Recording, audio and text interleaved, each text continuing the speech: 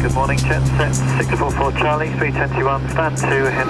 797 taxi Golf 109, the QNH 1004. And the 6083 push and start is approved. Radar 136.07 by. Yes, traffic is push start behind coastal 790. 23 taxi Golf 109, QNH 1004.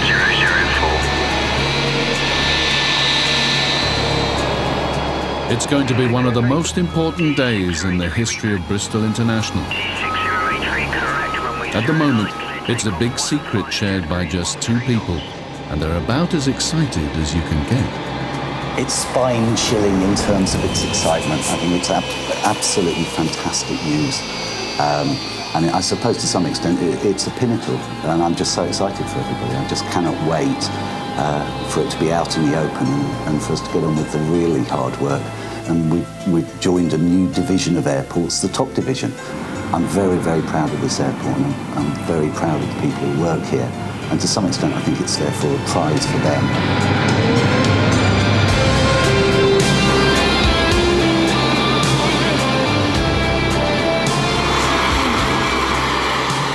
The airport's Managing Director, Andrew Skipp, and Aviation Director, Tony Hallwood, have just learned that America's Continental Airlines have decided to start a daily service between Bristol and New York.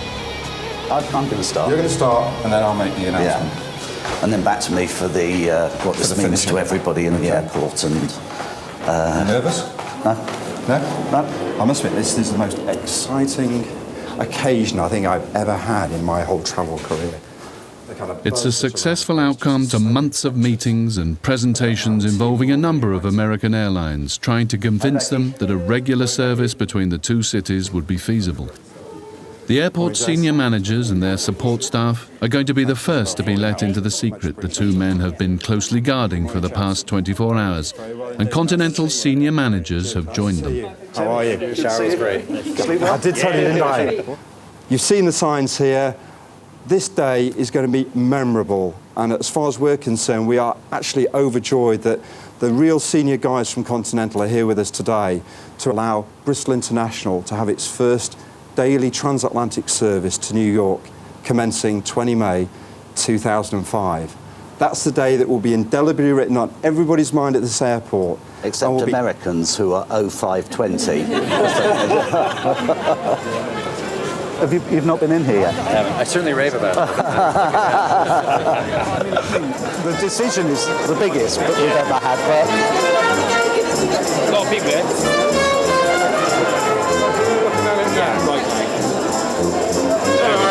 made it then? Sorry, we're having a talk shop.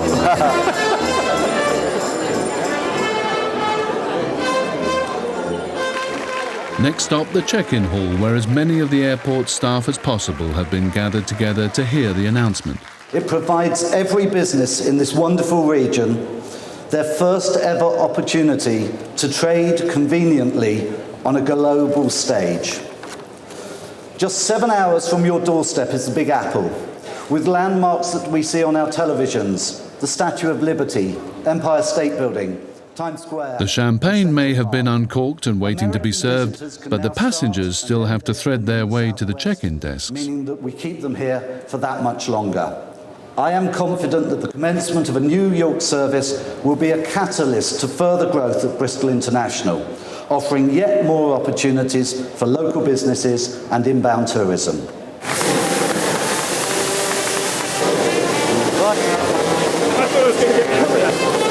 Yes.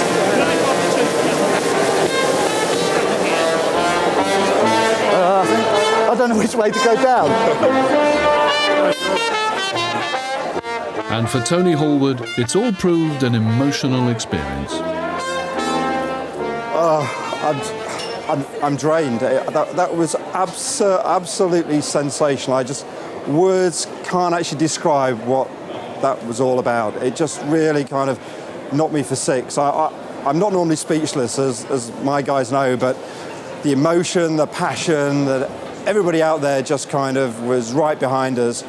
I really do feel that, you know, we're onto something really big here. We're going to make it a great success for everybody in the Bristol and the region. I really can't say any more than that. I'm just lost for words. I just totally and utterly lost for words. That will live forevermore in my travel career. Nothing can better that. And now we just look forward to the 20th of May next year when the first Continental aircraft lands here at Bristol International, and we'll be doing some celebrating then, that's for sure. Did she? In the First Choice Airways crew room, Tracy Grindrod and her colleagues are preparing to sell their charity calendars. If they'd like to make a £2 donation, they can have one of our charity calendars that we got the children to help us make. And we'll probably stay over there for a couple of hours. Check-in's open for about 3 hours. We'll stay and just do the Zakynthos flight today. When we did it the other day, we did 3 flights and we were over there for a couple of hours. And last time we had a really, really good response, didn't we? It's really not very much money to donate for such a lovely little thing anyway, and half of it goes straight to the campaign. So it's very good. Though you have to have your tissues at the ready. Generally, when you approach a passenger, they will know of somebody either close to them, their partner, their family, friends.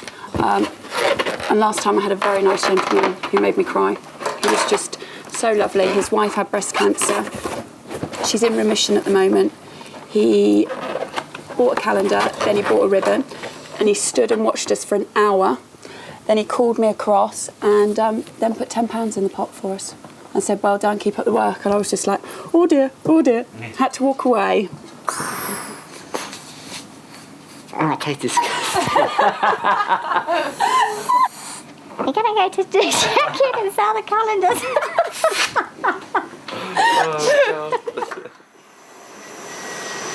Flying is still one of the safest ways to travel, but sometimes things can go wrong. Right, we've just picked up a message on the tower frequencies. An aircraft may have a problem. Not sure of the problem yet. All I know is the fire section have just responded, have been called out to the standby positions. And we're just waiting to see for the message to come through. They're going to come back with what they call the souls on board, which is all persons on board the aircraft, so we can evaluate the sort of scale of response that may be required. Well, it's probably about 12 miles away at the moment, and there are 2 persons on board. I say again, 2 persons on board. Tower, this is Ranger entering at Golf 1 for the inspection. Yes, Roger. Just like to make sure that everything's okay with the runway, the surface states remain the same. Obviously, that'll have an effect on the landing if there's any problems. There's always an outside possibility that there may be a loose object or something like that on the aircraft. And it's our duty to make sure the runway is safe. Runway 27, threshold QFE is 992 millibars for a flyby of the tower for inspection. Right, what we've just heard on the radio is the aircraft is going to do a flyby the tower. Initially, it sounds like an undercarriage problem. So it's going to fly by the tower, visual inspection, obviously, to make sure that the undercarriage is down or whatever looks good, and then continue round into the circuit to land. That's the usual procedure anyway. Obviously, these fire vehicles are placed at a strategic point for the, obviously, what we call the standby. Currently, at the moment, it's on what they call a local standby, which is an aircraft may have a problem that requires attention, and they will already get in position well in advance of the aircraft's landing. If it's likely that there is a problem with it that's likely to make landing difficult or endanger the aircraft in any way, they will upgrade the incident to what they class as a full emergency. The aircraft may continue to hold to use up fuel that it's got on board and get everybody a chance to get in position. The aircraft, a single-engine trainer, flies just above the runway so the control tower and emergency teams can get a good look at the suspect undercarriage. What's going to happen? The aircraft has already gone by. We seem pretty satisfied down here that everything appears okay. It sounds like he was... Stand by a second. And we'll keep you advised as to what's going on after that, but hopefully it'll be one more flyby, and then he'll be landing from the on the next approach after that. It's the undercarriage in general which is actually causing the pilot's concern. Understood, thanks. 5-2. He said when he took off, the actual undercarriage lights remained green, which suggested that the undercarriage was still in the down lock position. So he's obviously coming here. He said he's recycled the undercarriage, means he's raised the undercarriage, re-lowered it again, and now he's got reds. Although the undercarriage visually appears to be fine. So it could well be, just like I said, a micro switch that's causing the problem. After the second flyby, the problem is unresolved. The incident is upgraded and the fire crews close in on the runway. The aircraft finally makes its landing approach, with the pilot slowing to almost stalling speed to get the plane onto the runway as gently as possible. Much to everyone's relief, the undercarriage holds up and the plane and its passengers are safely down. Armed with their balloons, calendars and plenty of determination, Tracy and her colleagues are setting up shop in the check-in hall, and the first customers aren't far away. For a £2 donation, we will let you have one of our very pretty calendars. What we've done is we've got the children on board the aircraft to draw pictures. Yes. Let me have a look now. I'm just looking for... Isn't that lovely? Oh, look at them. We got the children on board our aircraft to draw them. We had a little competition and we got 1,200 entries. Oh, sweet. Oh, that's lovely. Very well caused, actually. It is. Unfortunately, it affects so many people. I tell all the young men that that's Kylie when she wakes up in the morning. That's what she really looks like. And then these ones here, look at the feet. Are they fantastic? Oh, that is lovely. Oh, that's great. Have a ribbon? Cash is soon rattling into the collection tins as passengers arrive for their flights. The charity team have set themselves a final target of over £10,000, and today no one is escaping. Good morning. Oh, he's trying to dodge by, isn't he? How dare you, young man? Oh, you've got all his money. Well, I like that way. That's good. That's a good way to start your holiday. Go on, wear a pink ribbon with pride. Really? Really? Are you on our Zakynthos flight? Yeah. You see, if our guys have got to wear pink, then you shouldn't be ashamed to wear pink. But they might have a reason. Not all of them. There are a few that don't. Not many, I have to say. Have a great flight. Thanks very much. You two lovely young men. Would you like to help support the breast cancer campaign? I would if I had any money. Oh, it's amazing how many people... I will take you 3p. I will take you 3p. That's all I've got. See, look. My name. Pink ribbons, gents. Look very nice with your uniform. I don't think it would go. It'd flash a bit, really. I don't think it would. You wouldn't say that if I was on your arm, would you? No. There you go. Have a good day, gentlemen. Thank you. That's different. Thank you very much, Sue. Thank you very much. Would you like to take pink ribbons, ladies? Otherwise, my colleagues will only accost you in a minute once you've checked in. Thank you. Is it just the two of you travelling today? No. Oh, you've left them to park the car, have you? Yeah. Left the men at home. Oh, yeah? Did you? We did nothing but laugh. Next year. With so many charities and good causes looking for cash, what have the team noticed about those people who give them money? But it's amazing how many groups of young lads that we had last time that did give, and they gave very generously. So that was nice. And it's always the people you least expect that are a lot more generous and more open and will stand and discuss with you than those that you don't. So it's quite an amazing thing to do, because I've never done this before, but when you first start off doing it, you have to get used to people saying no, and at first you take it personally, and you think, no, that's fine. Every 4 or 5 no's you get a lot more that say yes, so it's good.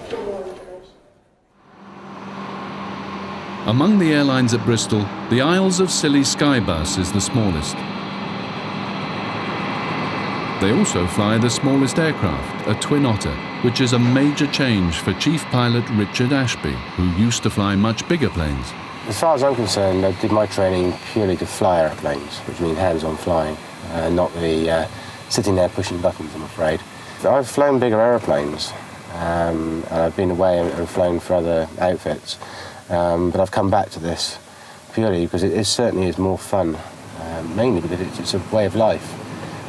You've got a lot more time off for your family, and okay, you never earn as much down here with the smaller outfits, but you do have a better lifestyle. I'm home on Sundays, most Sundays. I don't fly nights. I generally fly either a morning or afternoon shift, so you know, throughout the summer holidays I get more time with my children. And while most of the aircraft at Bristol need the whole runway and speeds of around 150 miles per hour to take off, the Twin Otter is airborne in just a few hundred yards and at just 60 miles an hour. Rotate. We've got 7 full-timers, 8 part-timers. The full-timers constantly are flying, effectively, although they do have the odd hobbies. Myself, I dive, and we've got one who's a plumber, and he's building his own house. One's a musician, and of the part-timers, we've got one that writes music, one's a structural surveyor. So it's a pretty varied bunch, really. One goes off in the winter and walks South America, and another one goes off skiing for the winter and instructs skiing. So they come from all walks of life. Typical weather at this time of year. This is autumn weather, showers over Exmoor, Dartmoor, generally picking up as the day goes on, then dying off in the evenings. We do our best to keep it as smooth as possible, avoid as much as possible as well. We do have modern weather radar as well to help us avoid most of the big stuff, which is the same as big jets do. X-30 401. The flight from Bristol to St Mary's on the Isles of Scilly takes just over an hour. The aircraft isn't pressurised and flies at just a few thousand feet. Because we fly mainly out of controlled airspace, we can tend to wander around the clouds or to avoid the worst of it as well. So we're heading down now towards Newquay, just over Exmoor at present.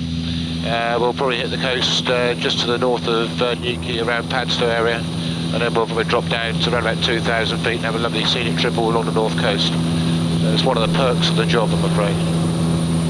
One of the disadvantages, though, is not being able to climb above any nasty weather. Might go away with it. Just be underneath. And right now, there's a big thunderstorm dead ahead.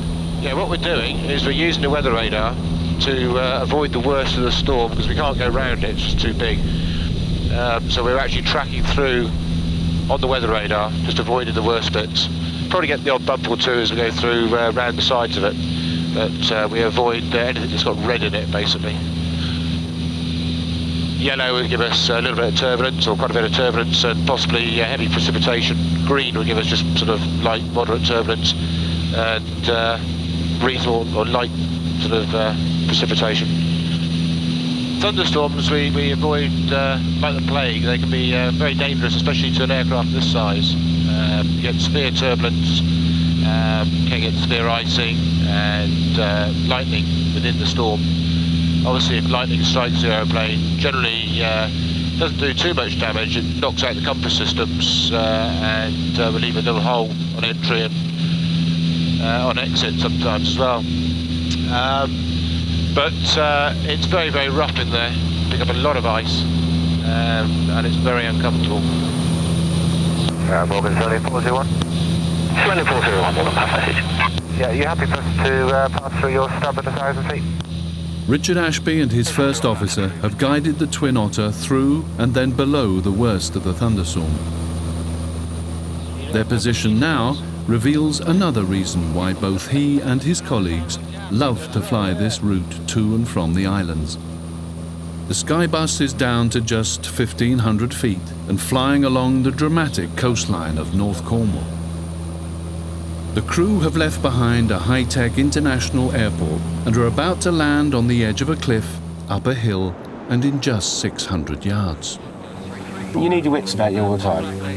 It's one of those airports where, because you're landing uphill all the time, no matter which runway you land on, you can get quite severe turbulence on some of the approaches, downdrafts, and the crosswinds can be quite challenging. And then when you've got the winds from a certain direction, it rolls over the buildings or it rolls up the cliffs, which then cause different problems. But you get to know it as the more you work sort of for the company, you get to know your approaches and what to do, whether to fly the approach a bit higher or a bit lower, just to avoid those problems. I think hand on heart, I can say it's one of those jobs that I enjoy going to work, and I don't think many people can say that. It's a great lifestyle, living in one of the best parts of the country, and doing a job that I want to do. A textbook landing. I have control. After when you get a minute, please. After a successful morning's collection, Tracy and her first-choice colleagues have just one unsold calendar left. Now, though, there's an even tougher task ahead.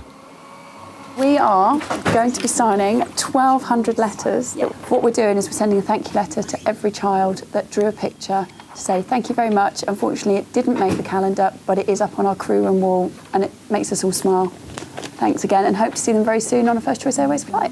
We just think it's nice to be appreciated. The kids have put a lot of work in. It's going to take us, a good hour or so to do it, but for a child to receive a letter in the post is just such a great thing, and an official kind of letter. It's a nice feeling for a child, and it's also the wow factor. And because we care, they've taken all that time for charity to do that for us. But we're saying thank you. Oh, this is what it's like to be famous, Rob. Yeah. It's been far more successful than what we hoped. We've sold over 4,000 calendars in a week. It's just amazing. And hopefully we'll be out of stock by the end of this week. And that's 10,000 calendars sold, £15,000 for breast cancer. Excellent. Yeah. And we're going to seriously have a good night out when we're in Orlando to have a few beers, because it's myself, Rob and Jason, another member of the charity committee. We're all going to Orlando on holiday, and we're going to have a few serious beers to celebrate. And I think I've got to buy one for my partner as well, because he's put up with me doing all this on my days off and not doing the housework. Best excuse I've ever had. Next week, 100 hot air balloons and a large aircraft attempting to land. There is a heavy aircraft coming in, runway 27 Bristol, south of Bath. You should be on the ground or at low level in the next 10 minutes.